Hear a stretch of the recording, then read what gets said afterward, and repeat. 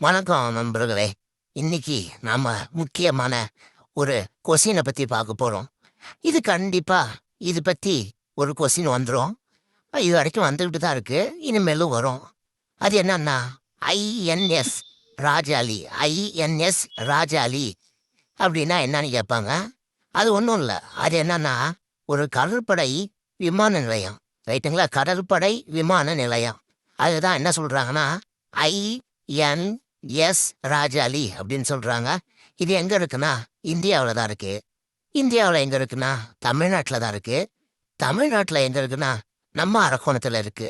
முக்கியமாக அப்புறம் எப்போ கட்டப்பட்டதுன்னு கேட்பாங்க, எப்போ துவங்கப்பட்டதுன்னு கேட்பாங்க. 1942 தான் முறை இதை என்ன பண்ணாங்க, கட்டினாங்க.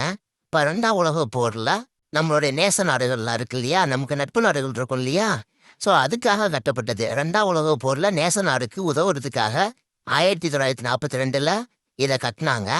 யாருக்கு உதவுனாங்க அப்படின்னு கேட்டிங்கன்னா பிரிட்டனுக்கு நம்ம உதவி இருக்கிறோம். அந்த நேரத்தில் 1942 பிரிட்டனுக்கு உதவி இருக்கிறோம்.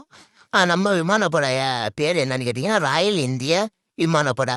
ராயல் இந்திய விமானப்படை அப்படிங்கிற ஒரு படம் என்ன பண்ணியிருக்கு, பிரிட்டனுக்கு உதவி செஞ்சுருக்கு 1942. இது மாதிரி தகவல் உங்களுக்கு வேணும்னு நினச்சிங்கன்னா நம்ம சேனலை சப்ஸ்கிரைப் பண்ணுங்கள்.